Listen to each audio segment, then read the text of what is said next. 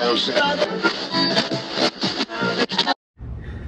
YouTube, Unknown Prepper here today. Thanks for tuning in for another video.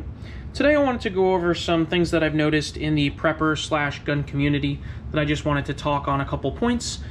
These are things that I have been a part of as well, and some mistakes that I've made, I've learned from, and I've grown from. So I just wanted to go over a couple things that I think we can all improve on. Anytime you see a firearm on my channel, it will always be unloaded and safe. As you can see, the AK is on safe, the bolt is actually held back, and there's nothing in the chamber. AR, same thing as well. So the first thing I wanted to talk about is the attachments that people put on their firearms. And everybody goes about their firearms differently. As you can see on my AR, I have a scope along with a grip here, along with some backup sights that did not come with the rifle. And basically what I'm talking about is the people that load up their rifle with unnecessary things. For example, you know, giant lasers that they're never going to use, ridiculous flashlights that they never use. I just like to keep a more simple setup. Now, if you have the equipment to back up a laser, for example, if you're in the military and, you know, a laser is something that you've used for night vision, then that makes sense. But I'm talking about for somebody who is going to be your standard average Joe. Typically, if you've never used night vision or the lasers that go with night vision, you're probably not going to have the training on it that you need, and you're basically carrying something around that's just going to be extra weight. And again, if you have that training, then that doesn't apply to you, and I understand that.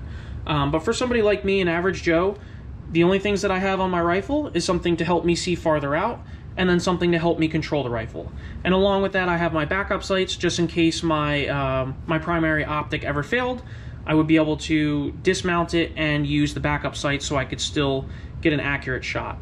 Same thing goes for my AK. The only thing that I've done to this is I've put a small rail on it so I can have an optic, because I don't care for the iron sights as much as the AR iron sights. But at the same time, you know, they're still there and I could still use them if I needed to. So that's kind of my first piece. And again, this is something that I kind of fell into in the beginning. I know as soon as you buy a firearm, the first thing I wanted to do was go online and buy as many things as I could for both rifles, because I was very excited to have both of them. But you kind of want to stray away from that if you can.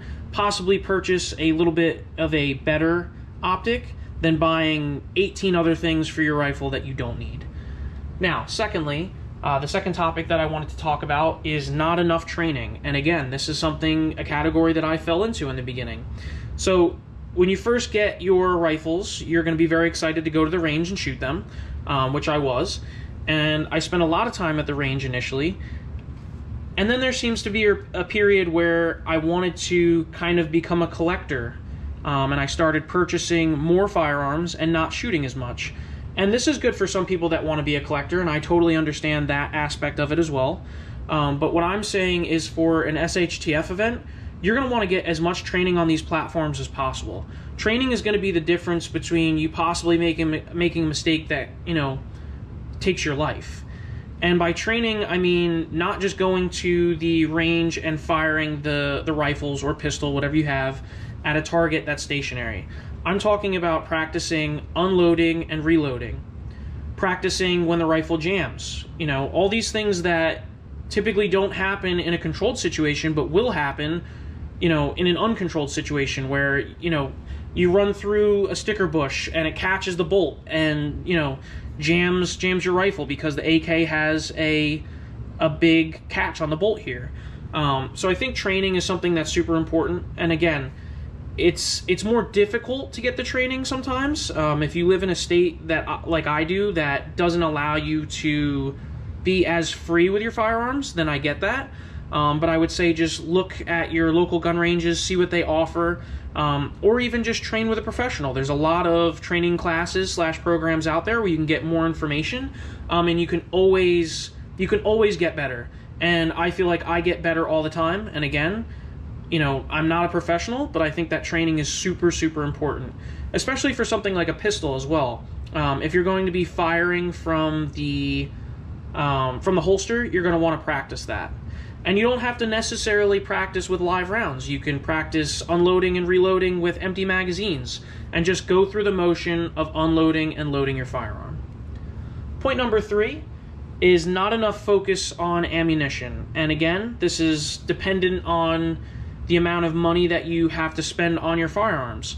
And again, this is kind of a tough subject to talk about because not everybody has the same amount of money to put into their firearms.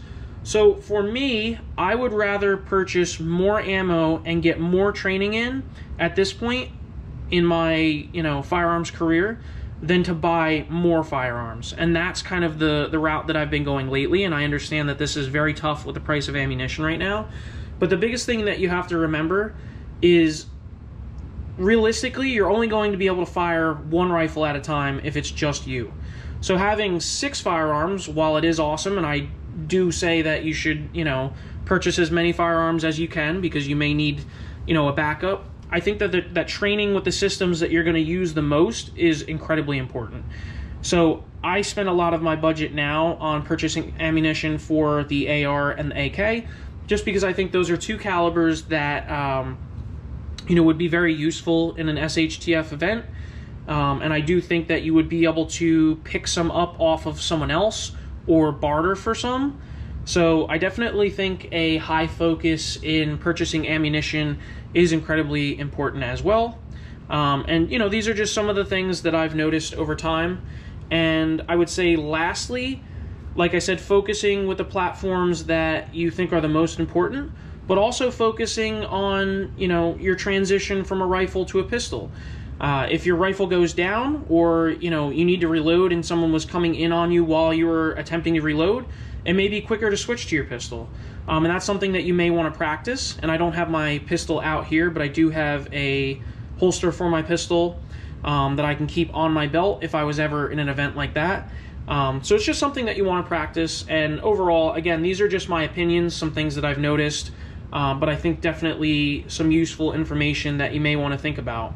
Again, thank you so much for watching this video. I have other videos that I posted recently if you want to just poke around the channel. Don't forget to like this video, and if you enjoy the content, please subscribe. Thank you.